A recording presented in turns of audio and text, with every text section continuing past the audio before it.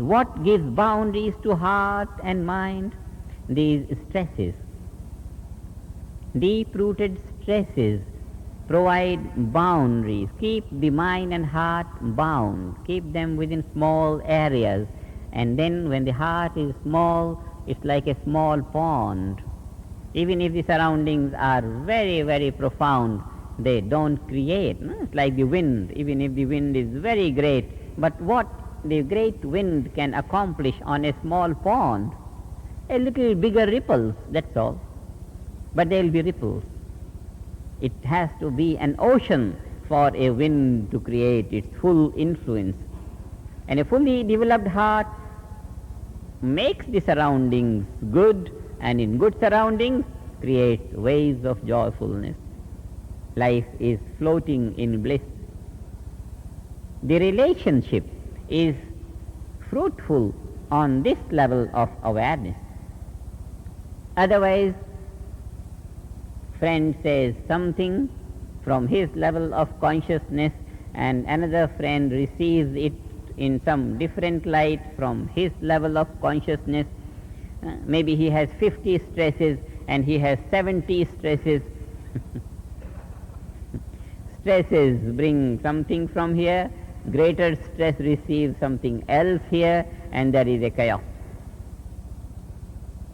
The ideal of relationship is lived in a state of life free from stress. TM is the way. Now this is what happens in cosmic consciousness. What happens in God consciousness? How the relationships flourish more in God consciousness. It's very easy to examine what will happen when we gain the ability of appreciating fuller values of the atmosphere. What will happen? The flower will help us to understand.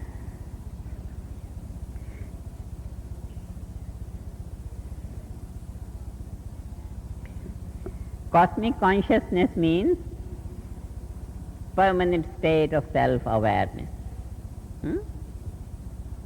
At the time when we are engaging in perception and action. That means two distinct values of subjectivity and objectivity are lived in CC. Subjectivity, the subject means self. Objectivity, all the field of action, object perception, all activity and non-activity, non-active self. The self is fixed in its unboundedness, and the small self is capable of acting in the boundaries. This is cosmic consciousness. Perception of what we find here. And then perceiver is unbounded. Full subjective growth along with, and maintenance of that value of full subjective growth along with the ability of objective appreciation. This is cosmic consciousness. To make the point of transcendental consciousness clear, we would say full subjective growth, full awareness without activity, without relativity, only full subjectivity. Transcendental consciousness means full unbounded awareness. This means full subjectivity without any objectivity, without any activity. That's why we call it transcendental consciousness. It is purely self-consciousness without any objective awareness. Now, when that self-consciousness is not lost, even when the objective values crop up, then we call it cosmic consciousness. Now, what is God consciousness? When like in cosmic consciousness, the unbounded awareness is all the time maintained, and one is capable of enjoying the finest value of the objective existence. Finest value of objective existence becomes a direct enjoyment at the time when that unbounded awareness is yet maintained, is intact. Then we call it God consciousness. God consciousness is only glorified cosmic consciousness, just glorified. In the cosmic consciousness, we are capable of enjoying the rose when we are permanently established in our own unbounded awareness. In God consciousness, we not only enjoy the rose on this level of deep rosy color, but along with that we have the ability of the enjoyment of the rose at the depth of this rosy color, at the most refined value of this rosy color, most refined value of the rosy color. This petal, this deep red petal, has within it many layers of faint red, and eventually it has at its depth the level of no color on the level of the sap. Deep red on the surface, and less red and less red and less red and less red, and then no red at the level of the sap. That means so many different levels of red color, from deep to the faintest and up to the level of the sap. God consciousness is a level of perception where finest value of the object becomes clear.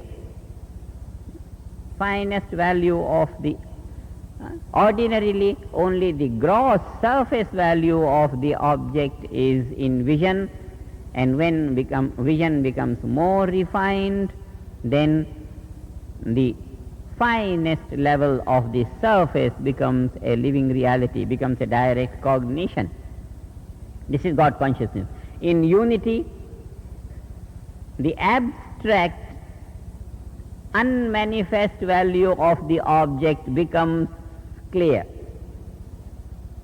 One more step of our ability of perception, that not only the finest relative value becomes obvious to the vision, but also the omnipresent level of life, which is abstract, absolute, that becomes open to our cognition, open to our vision.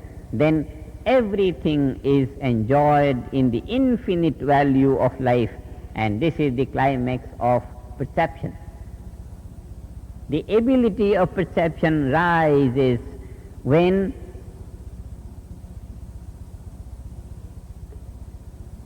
the subjective value of the self has been permanently gained, and this is CC. When the subjective value has been permanently established, subjective value remains with us whether we are sleeping, dreaming, waking, doing something here and there. We are established in that unshakable, immovable, unboundedness of life. When eternity is a living reality for us in our day-to-day life, on the subjective level, then our vision of objectivity, our vision of relative things starts to be more refined. Till now it was a vision of our bounded self. When the self was within boundaries, this was due to stresses and strains, then our vision was restricted. We could see only the gross surface value. We enjoy the flower and we never think of the sap or anything, just the joy of the flower on the surface.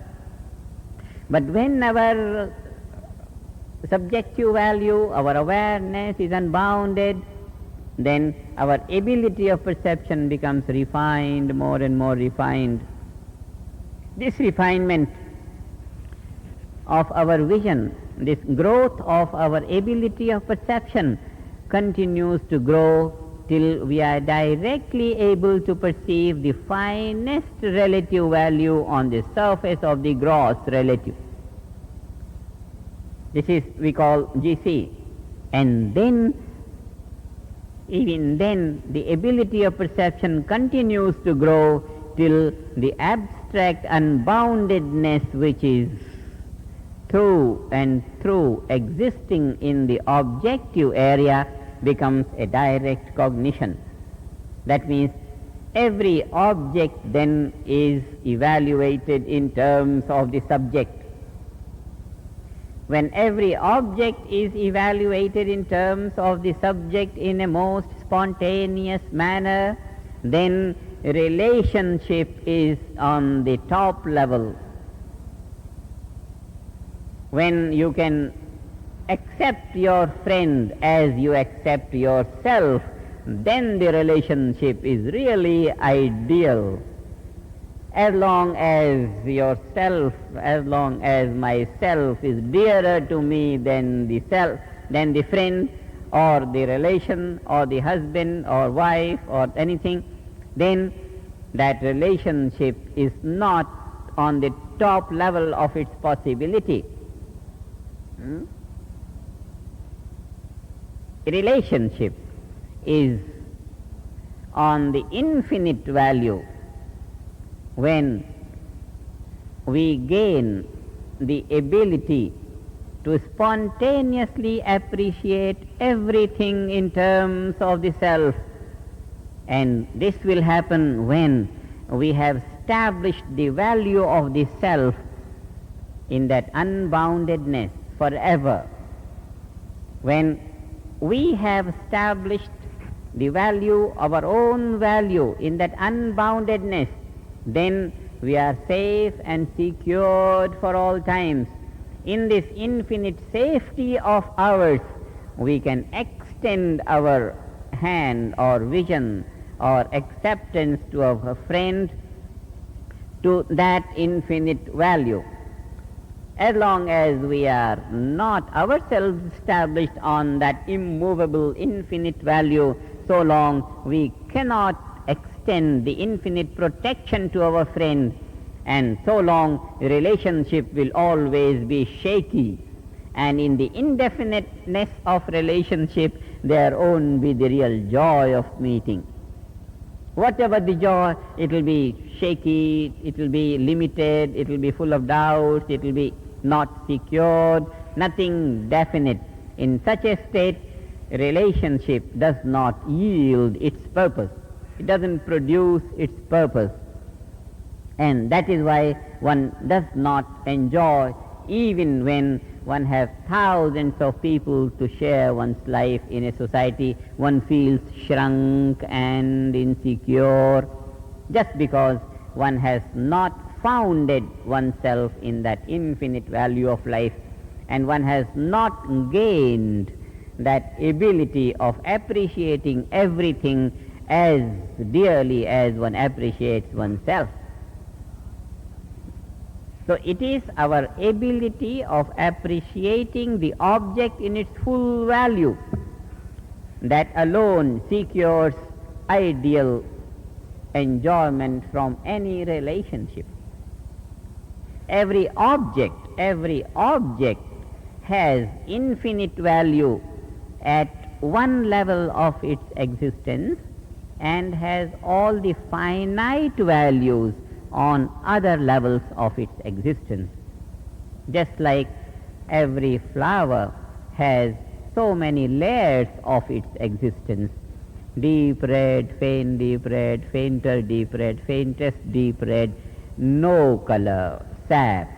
So from the sap to the deep red, there are many, many layers. one layer of the flower is colorless, the other is colorful, in between them many layers. So unless we are able to appreciate the flower in its totality, starting from the colorful phase to the colorless phase, the whole range, unless we have that ability, we don't value the flower faithfully.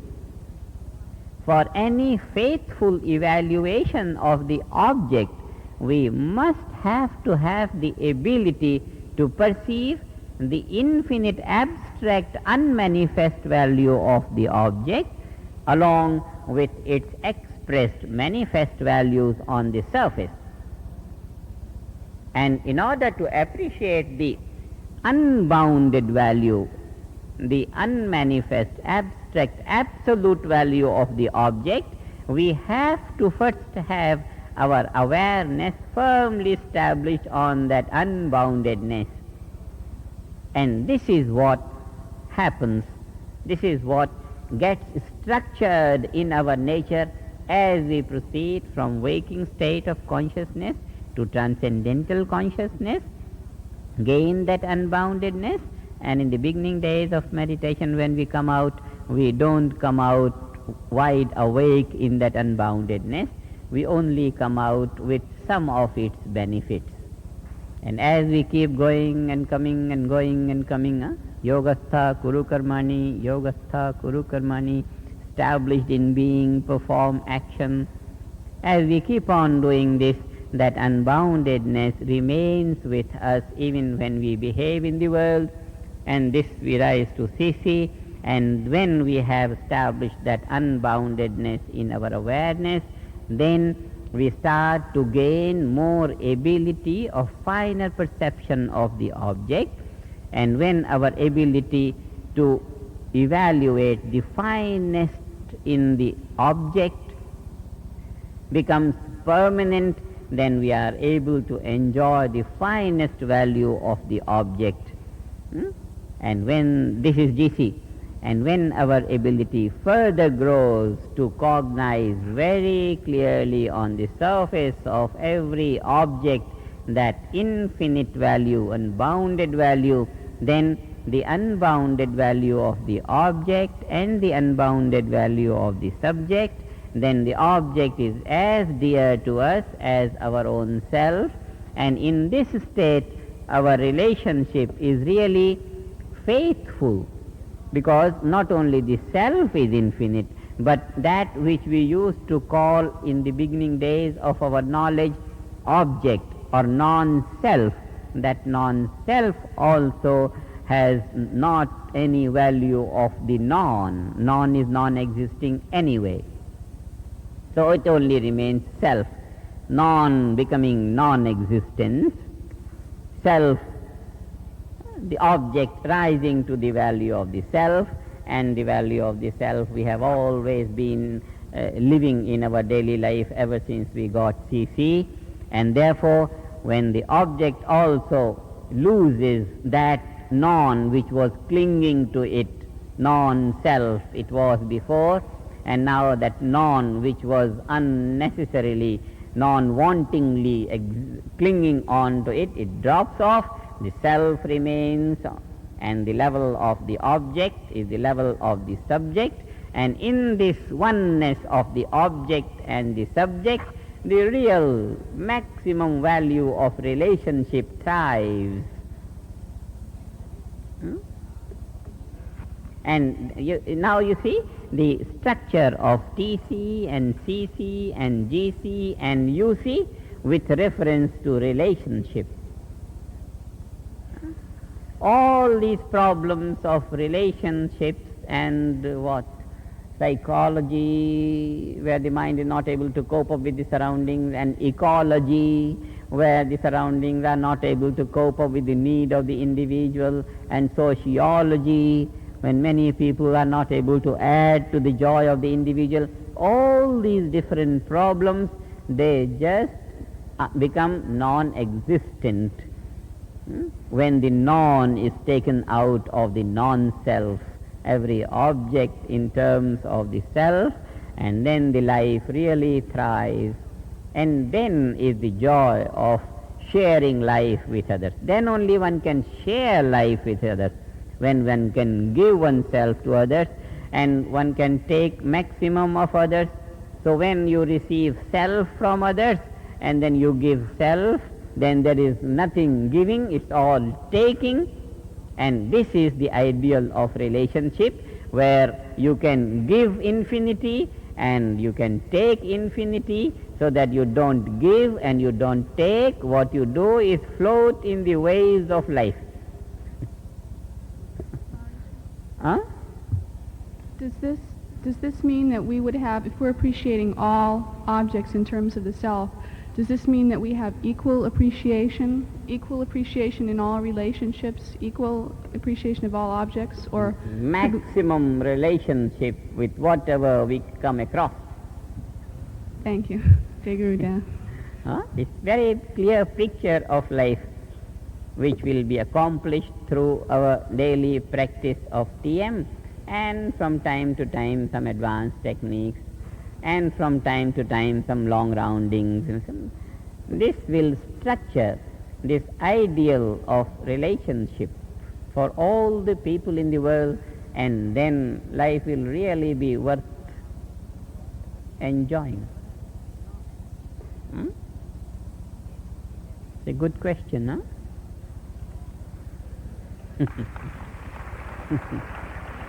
Very good question.